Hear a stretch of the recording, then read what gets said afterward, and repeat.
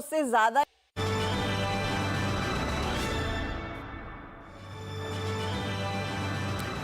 स्वागत है एक बार फिर से आपका राइजिंग स्टार्स में, और आज के मेहमान हैं अभय अग्रवाल जी। पाइपर सेरिका के फाउंडर और सीईओ हैं, फंड मैनेजर हैं। बहुत दूसरों का पैसा मैनेज करने में ज़्यादा मजा आता है ना? प्रेशर भी ज़्यादा आता है। अच्छा, दूसरों का पैसा है तो जिम्मेदारी बढ़ जाती है। जिम्मेदारी बढ़ जाती है क्योंकि आप किसी के लिए रिस्पॉन्सिबल हैं, उनको जवाब देना पड़ेगा, और कमा के भी देना पड़ेगा। जवाब ही नहीं देना, कमा के देना है। और सर, लोगों का इमोशनल अटैचमेंट पैसों के साथ होता है, और होना भी चाहिए। किसी ने जिंदगी भर कमाया है, उसकी रिटायरमेंट की पूंजी है, तो आप एक फंड मैनेजर की भी जिम्मेदारी होती है कि डिसीजन जिम्मेदारी से ले। अच्छा, फंड मैनेजर जो लोग होते हैं वो लोग सुबह उठ के क्या करते हैं? मतलब वो सबसे पहले सुबह उठ के SGX निफ्टी देखते हैं, डॉलर इंडेक्स आजकल बहुत चल रहा है वो देखते हैं। देखते हैं आप ये सब? नहीं सर, मैं तो सुबह उठ के अपनी वाइफ को थैंक यू बोलता हूँ। हाँ, कि रात का मुंह ठीक है। वो बहुत ज़रूरी है, जैसे घर में शांति रहे। हाँ। और उसके बाद एक नज़र रहती है हमेशा मार्केट्स में क्या हो रहा है। हाँ। अगर शार्प कट्स हैं या कुछ है तो अपॉर्चुनिटीज़ हैं, क्योंकि हमेशा एक रेडार पे स्टॉक्स रहते हैं 5-10 की अगर इनका प्राइस गिरे तो हम ले लें इन्हें, या ऐड कर लें, एलोकेशन बढ़ा लें। तो वो एक नज़र रहती है। पर ज़्यादातर इंफॉर्मेशन के लिए बस उतना ही देखते हैं सर मार्केट। उससे ज़्यादा नहीं। रोज BP क्यों बढ़ाना? अब इन्वेस्टमेंट कर दिया और आपका शो देख लेते हैं तो फिर जितना पता होना चाहिए पता चल जाता है। सुबह वाला क्या दुनिया में क्या हुआ, और शाम को अड्डा भी देख लेते हैं तो बस उससे ज़्यादा की कोई ज़रूरत नहीं। उससे ज़्यादा की जरूरत नहीं होती। अच्छा, फंड मैनेजर्स को या आपके ज़रिए हमारे इन्वेस्टर्स को अपनी इस जर्नी में, इन्वेस्टिंग की जर्नी में, दो महत्वपूर्ण बातें जो है वो हमेशा ध्यान रखनी चाहिए। वो क्या है, लर्निंग क्या है उनके लिए, जो आपने सीखा वो हमारे दर्शकों को बताइए। एक तो मैंने सीखा सर कि ये जो इन्वेस्टमेंट मैनेजमेंट है ये फुल टाइम जॉब है। तो अगर कोई रिटेल इन्वेस्टर्स हैं और वो ये सोच के इन्वेस्ट कर रहे हैं कि वो मार्केट को बीट कर लेंगे, तो वो तभी कर सकते हैं जब उनमें बहुत ज़्यादा करेज हो और पेशेंस हो। नहीं तो क्या है, मार्केट जो है वो उनको उनके स्टॉक से और पैसे से अलग कर देगा, कभी ना कभी कर देगा इमोशनली। तो कॉन्फिडेंस और करेज तब आता है जब आपने डीप रिसर्च किया हो, जब आप कंपनी के मैनेजमेंट से मिले हैं, कंपनी के कॉम्पिटिटर से मिले हैं, सप्लायर से मिले हैं, डिस्ट्रीब्यूटर से मिले हैं, पूरा आपने 360 डिग्री रिसर्च किया है। और वो किसी रिटेल इन्वेस्टर के लिए कर पाना मुझे नहीं लगता पॉसिबल है, क्योंकि सबका काम है, धंधा है, अलग इंटरेस्ट है।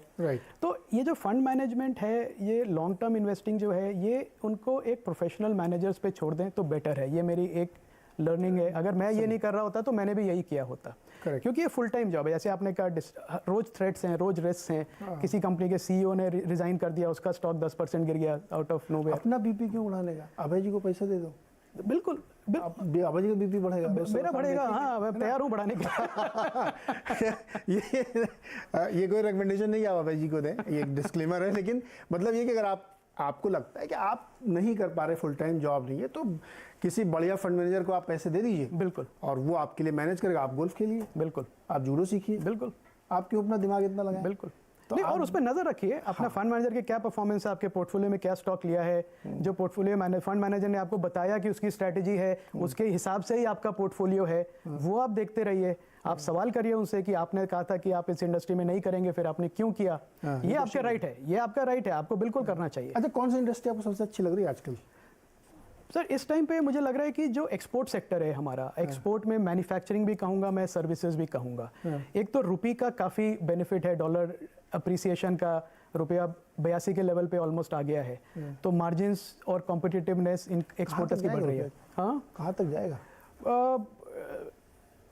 नॉर्मली हम एज्यूम करते हैं साल का 5 से 6% डिप्रिसिएशन। इस साल 10 हो गया। इस साल 10 हो गया है, और वो भी कम हुआ है क्योंकि एक्चुअली डॉलर इंडेक्स 14 से 15% बढ़ा है। तो अभी भी हमारी आउट परफॉर्मेंस है डॉलर इंडेक्स में 4 से 5% की। तो अगर वो आउट परफॉर्मेंस हम निकाल दें तो रुपया 84 से 85 तक आ सकता है। 84 ऐसा एक टेक्निकल चार्टिस्ट से भी मैंने पूछा, उन्होंने भी यही कहा था कि 84 तक तो आराम से जा सकता है। इसमें बस यही है कि पर RBI कभी ना कभी स्टेप इन करके शायद रुपए को एक लेवल पे रखेंगे कितना करेंगे? 100 वो बिलियन नहीं कर डॉलर तो खर्च पाएंगे। कर चुके हैं। बिल्कुल, वही प्रॉब्लम वही है कि आप कितना करें, इट्स लूजिंग बैटल। मतलब जब आप सारी करेंसीज डिप्रिशिएट हो रही हैं, मतलब पैसा भी चलेगा और रुपये में बचा, तो फिर उसमें क्या फायदा है। तो मुझे लगता है आरबीआई ने थोड़ा रेंज वो बढ़ा दी है अपनी। तो एक्सपोर्ट सेक्टर में क्या आप आईटी को शामिल करते हैं? आईटी में बिल्कुल शामिल करता हूँ सर। आईटी मुझे लगता है कि अगले 10 साल 15 साल तक इंडिया का फ्यूचर है। और आईटी में भी लोग देखते हैं तो सिर्फ आईटी सॉफ्टवेयर सर्विसेज वालों को एक्सपोर्ट कंपनीज देखते हैं, पर अब हम देख रहे हैं छोटी कंपनीज हैं जो प्रोडक्ट्स बना रहे हैं, सैस बेस्ड प्रोडक्ट्स बना रहे हैं, जो इंटरनेशनल कस्टमर्स को केटर कर रहे हैं, डेटा मैनेज तो वो जो प्रोडक्ट कंपनीज हैं अब वो भी लाइमलाइट में आ रही हैं। दूसरा मैं देख रहा हूँ कि जो फार्मा स्पेस में है, CDMO, CMO, CRO, custom synthesis के जो ऑर्डर्स ला रही हैं कंपनीज, वो भी अच्छा काम कर पा रहे हैं क्योंकि उनके मार्जिन्स अच्छे हैं। और ये काफ़ी स्टिकी मॉडल है क्योंकि जब बड़े कॉन्ट्रैक्ट्स मिलते हैं तो वो जल्दी से चेंज नहीं होते हैं। तो प्रोडक्ट्स और सर्विसेबल केमिकल्स में हम देख रहे हैं तो इस तरह के, और मैन्युफैक्चर, और एक दूसरा है इंपोर्ट सब्स्टिट्यूशन। एक तो एक्सपोर्ट हो गया, जो इंपोर्ट सब्स्टिट्यूशन है कि इलेक्ट्रॉनिक के पार्ट्स है महंगे हो गए, आप इंडिया में बना लीजिए, एसी आप यहाँ बना लीजिए, पीएलआई का तो मैं बता रहा हूँ बहुत बड़ा गेम चेंजर है। ये गेम चेंजर है और इसका फायदा मिलता रहेगा कंपनीज को आगे। अरे क्विक फायर राउंड करते हैं। आपको खाली समय में क्या अच्छा लगता है, खेलना या फिल्में देखना? खेलना। और खेलने में जूडो? नहीं, बहुत सी सर, क्रिकेट, बैडमिंटन, स्क्वॉश, कुछ भी खिला लीजिए आप। खाने में सबसे ज़्यादा क्या पसंद है? खाने में अपना देसी खाना। देसी मतलब दाल चावल? दाल चावल बेस्ट, मतलब घर का बना हुआ देसी खाना। घूमने में विदेश में अच्छा लगता है कि देश में? दोनों। अभी आप विदेश गए थे थोड़े दिन पहले? हाँ, विदेश जाते रहते हैं, बच्चों को अच्छा लगता है। चैनल चेक करने के लिए? चैनल चेक यही चेक करने के लिए कि भारत के कंपैरिजन में बाकी देशों में क्या हो रहा है, तो कॉन्फिडेंस बहुत बढ़ता है वापस आके। खाली समय कभी किताब पढ़ते हैं? कौन सी किताब पढ़ते हैं? बहुत किताबें पढ़ता हूँ सर। मेरे एक किताब कोई बताइए बहुत ब्रीफली। सर एक मैं बताऊंगा, सारे इन्वेस्टर्स को मैं रिकमेंड करूंगा। थोड़ी मोटी किताब है पर वो पढ़े ना तो उनका पर्सपेक्टिव काफ़ी और डेवलप होगा। एक किताब है पुअर चार्लीज एल्मनैक। ओके। ये लिखी है चार्ली मुंगर जो वॉरेन बुफे के पार्टनर हैं काफ़ी साल से। तो इस एल्मनैक में उन्होंने क्या है, ये कोई स्टोरी नहीं है, ये उनके एसेज हैं, स्पीचेस हैं, थॉट्स हैं कि वो कैसे देखते हैं इन्वेस्टमेंट के नज़रिए से।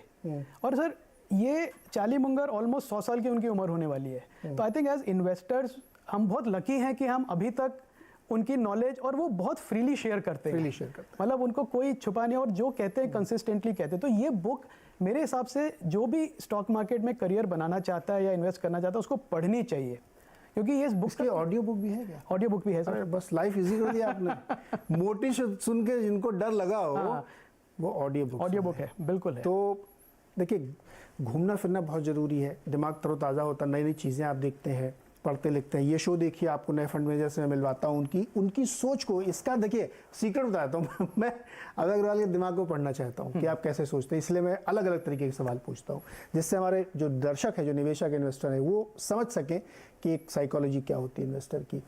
और ज्ञान सबसे ज़रूरी है जीवन में। बिल्कुल, ज्ञान के बिना कुछ हो नहीं सकता। बिल्कुल। तो ज्ञान का शो है ये, इसलिए आप थोड़ा सीखिए, अपने पैसे लगाइए। समय नहीं है तो आप वैसे किसी फंड मैनेजर के साथ दे सकते हैं। अभय जी, आप स्टूडियो आए, मज़ेदार बातें की, बहुत मज़ा आया, और बहुत शुभकामनाएं आपको, आपके फंड के लिए, आपके आगे के करियर के लिए। धन्यवाद नीरज जी, बहुत अच्छा लगा मुझे आपसे मिलके और आपके शो में आके। Thank you. तो आज के राइजिंग स्टार शो में इतना ही, और अगली बार किसी और फंड मैनेजर से, किसी और से दिलचस्प बातें करेंगे, और प्रॉमिस पूरा करेंगे कि आपको अच्छी से अच्छी जानकारी, अच्छी से स्ट्रेटजी से मुलाकात करा सके। बहुत बहुत शुक्रिया।